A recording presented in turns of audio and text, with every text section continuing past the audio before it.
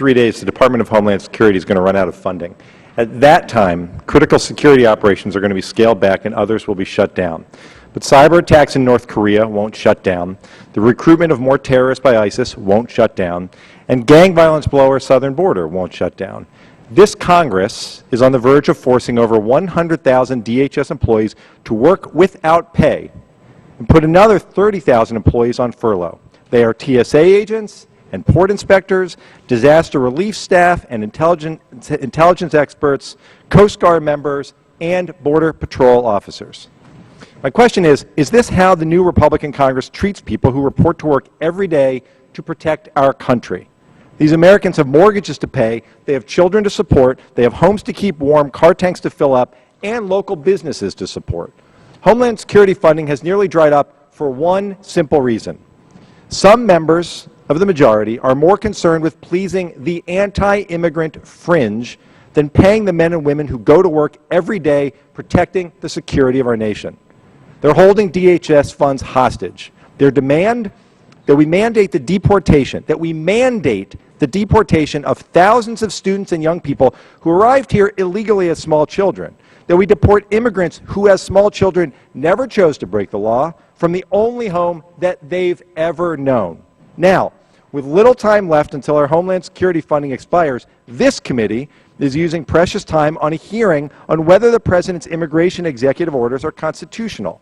Since the founding of our nation, questions involving the constitutionality of executive actions have been heard and resolved by the judicial branch. And questions on whether the President's executive orders on immigration are constitutional are being heard in courts as we speak. I happen to believe that the President's executive orders on immigration are constitutional, but I also understand that some of my colleagues disagree. I respect that. Still, the fact remains that defunding DHS will not advance my Republican colleagues' stated goal of nullifying these executive orders. Defunding DHS will not ramp up deportation. On the contrary, forcing border agents and immigration court officials to work without pay or to go on furlough will likely slow down deportation. Now, my Republican colleagues want a border security enforcement-only approach to immigration policy. Well, guess what?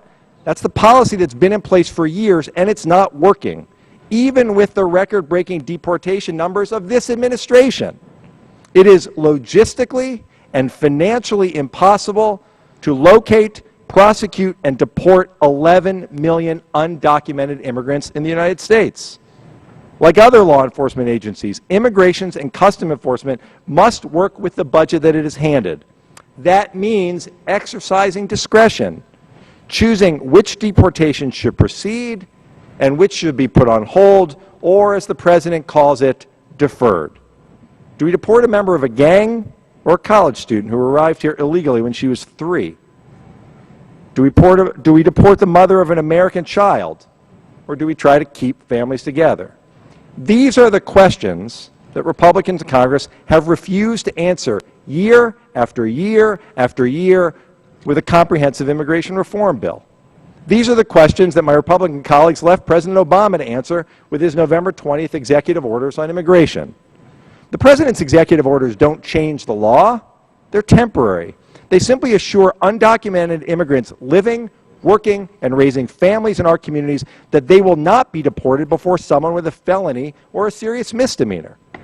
We should be working day and night to keep the Department of Homeland Security funded and fully operational, instead of holding hearings on questions that the courts are in the process of answering.